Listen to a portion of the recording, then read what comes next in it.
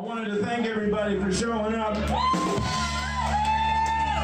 It's unbelievable. So, you know, if I break down like a 3-year-old, just kind of don't put it on Facebook. All right. A couple of things for you, ladies and gents. First of all, I'm sitting in my living room in my apartment, and this was on a Tuesday last month, in the middle of the month. And there's a quiet knock on the door, and it was Lloyd Jones. Yeah. And Lloyd came in on Tuesday and handed me a wad of cash. He said, "This is for you." I put up a tip jar, one for me and one for you. And he said, "Here's $200. And that paid for an alternator belt and my tags on my pickup. It bought me groceries.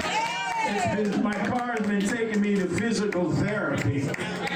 And if it wasn't for Lloyd Jones and this stuff and you folks, I would not have groceries in my fridge, and that's no jive. When I had a heart attack, and the heart attack was a very light heart attack. I didn't even know I was having one, and I had it on the East Coast.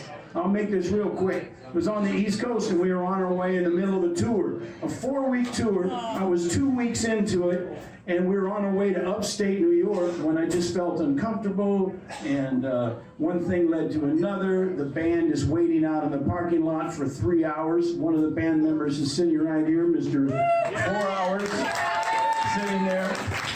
Meanwhile, back in the hospital, the guy goes, "You know what? It looks like you've had a mild heart attack." And I'm like, what do you, is the tour over? He goes, "Tour? Who are you? Where are you from?" And I said, "We're from Portland, Oregon." He goes, "No shit." And I said, "Yeah, the band's out in the parking lot." And he goes, "Is the tour?" I go, like a stupid question, "Is the tour over?" And he goes, "Well, you'll probably get a stint." But I said, "How long does that take?" "If you get a stint, how long does it take to heal? Because we got to get going here." And the guy goes, "Well, you'll probably be out for 2 weeks." And I said, "Please forgive my language." I said, "Fuck."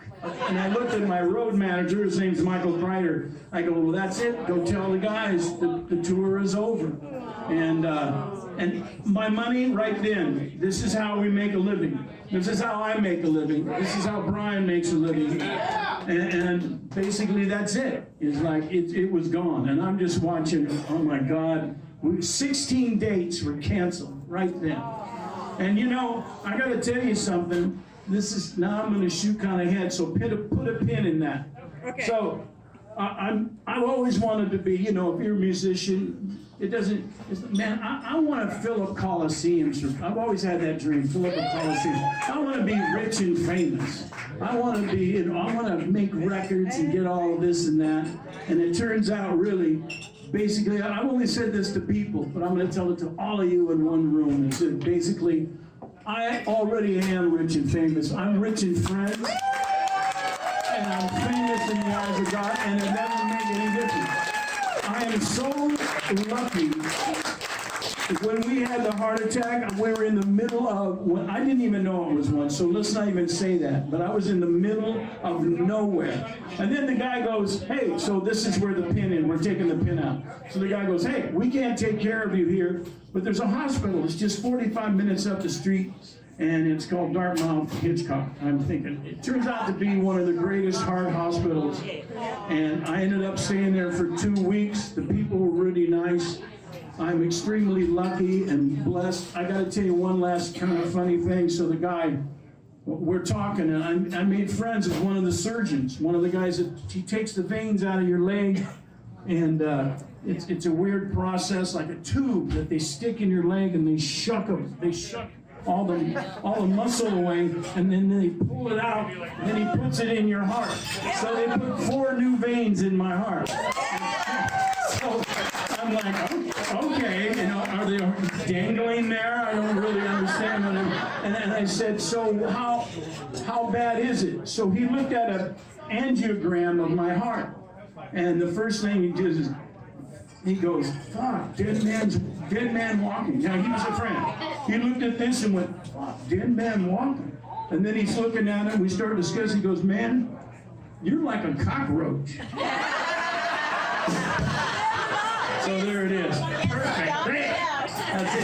also La Cucaracha, which means the cockroach. So I'm now Curtis La Cucaracha. Thank you.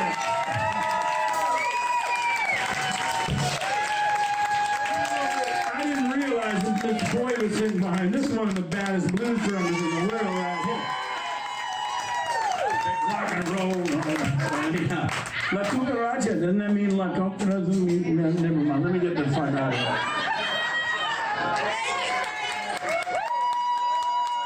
One more thing. Give Lloyd a round of applause. I mean, this cat has got my back. Thank you. You all have my back. I love you. And if I make it ever rich and famous, beggars will ride. I'm telling you right now. All right? I love you all. Thank you so much.